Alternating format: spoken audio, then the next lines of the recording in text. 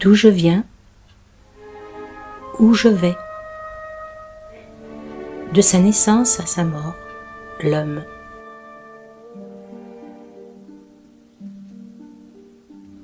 Marche.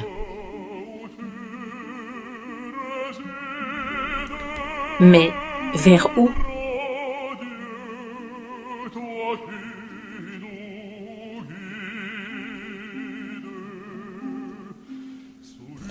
Le début du livre de la Genèse nous parle du mythe du paradis terrestre.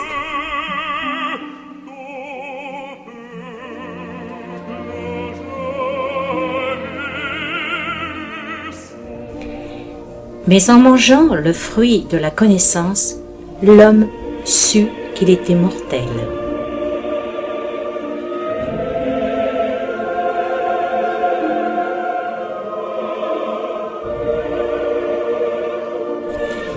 De ce fait, de l'inconscience du paradis, il fut chassé.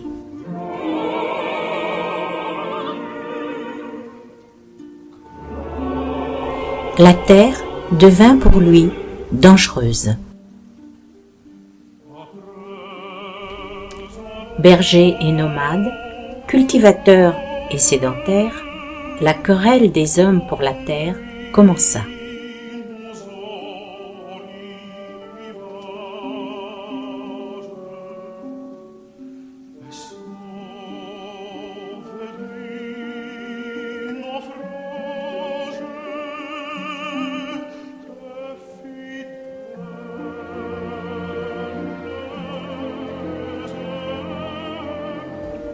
Chaque tribu, chaque peuple revendiquait un coin de la terre.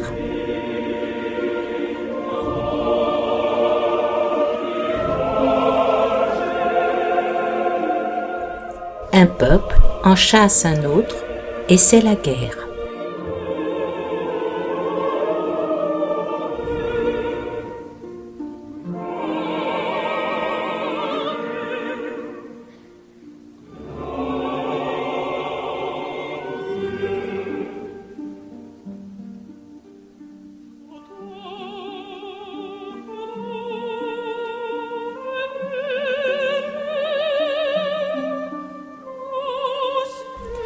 Une terre conquise, c'est aussi une terre à conquérir, et c'est l'exil, l'esclavage.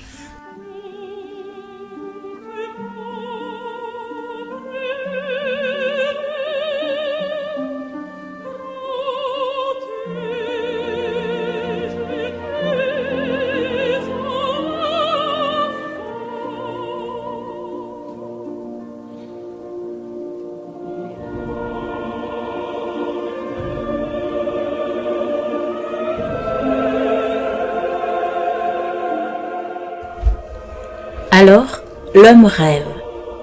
Il rêve de liberté, d'une terre rêvée bien à soi, où coulerait le miel. Mais là aussi, il faut la conquérir sur soi, sur les autres.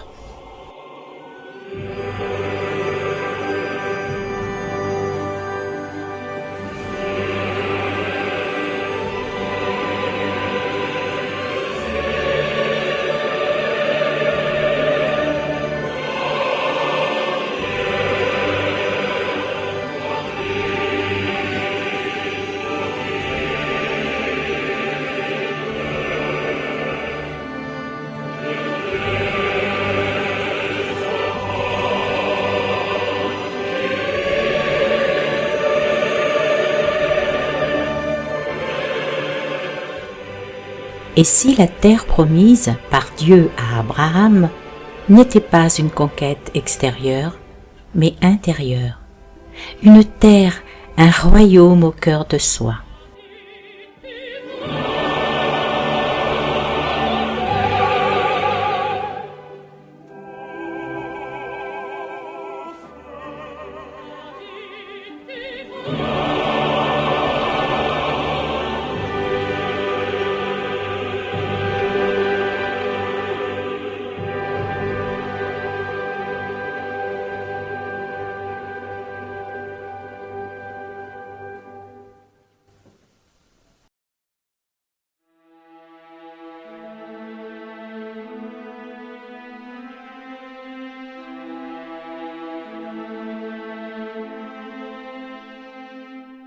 Joseph, fils de Jacob et de Rachel, est un garçon plein de sagesse et possède le don d'interpréter les rêves. Il a un regard intérieur par rapport à ses frères qui sont jaloux de lui.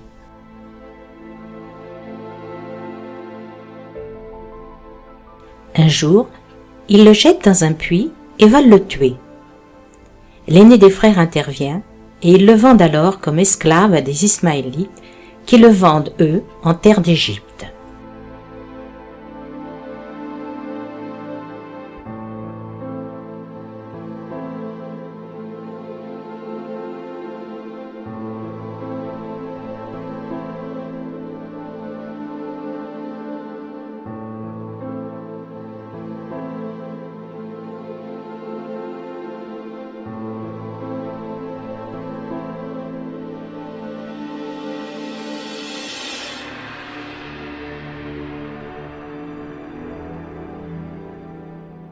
À Jacob, leur père, les frères ramènent la tunique de Joseph pleine de sang pour le faire croire à sa mort.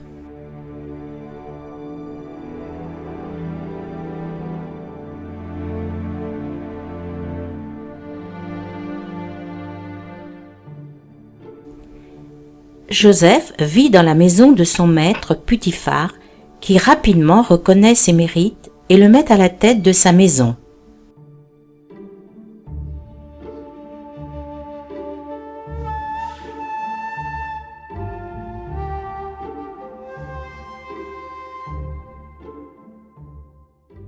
Joseph est beau et séduisant, la femme de Putiphar le désire, mais Joseph résiste.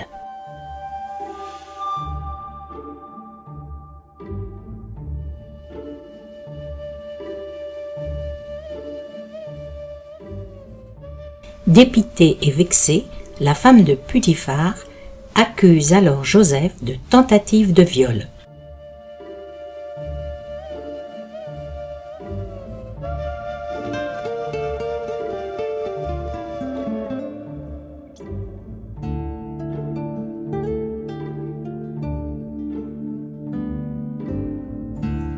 Mis en prison, il ne s'apitoie pas sur lui-même. Il continue à servir les autres en améliorant leur sort. Et il devient le chef de la prison.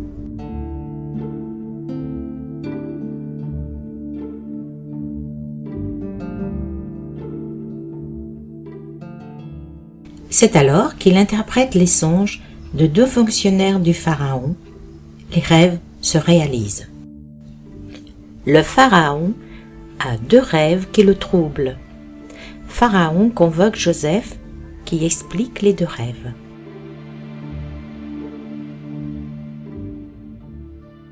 7 années d'abondance, puis 7 années de famine. Il faut engranger pendant la période d'abondance. Ce discours plaît à Pharaon et nomme Joseph Premier ministre. Il aura toute autorité sur l'Égypte après lui.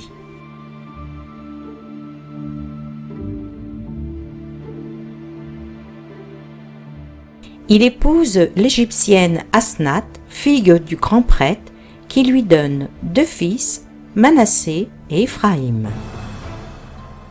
C'est la famine, et Joseph sauve l'Égypte et aussi toutes les régions avoisinantes par son administration intelligente des greniers d'Égypte.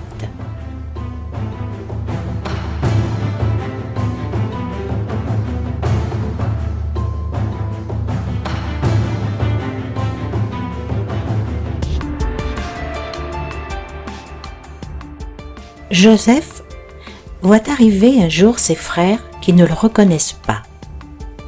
Joseph joue alors sur eux de son autorité et garde toujours prisonnier un frère pour qu'il puisse revenir. Les frères repartent chargés de vivres chez Jacob leur père. À un de leurs retours en Égypte, Joseph, n'y tenant plus, se fait enfin reconnaître par ses frères. Il leur a pardonné.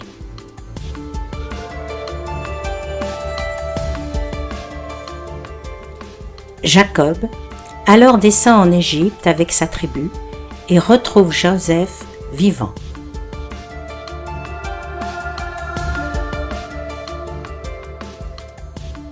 Joseph présente sa famille à Pharaon, qui leur attribue en Égypte la terre de Goshen.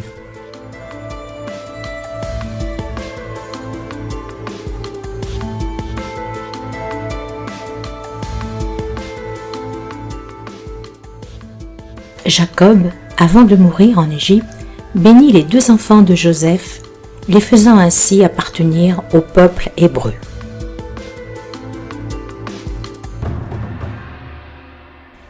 Les actuels Samaritains se réclament de la descendance d'Éphraïm et de Manassé. Or, c'est à la Samaritaine que Jésus révèle que le divin se vénère en esprit et en vérité en chacun, et non pas dans un lieu terrestre.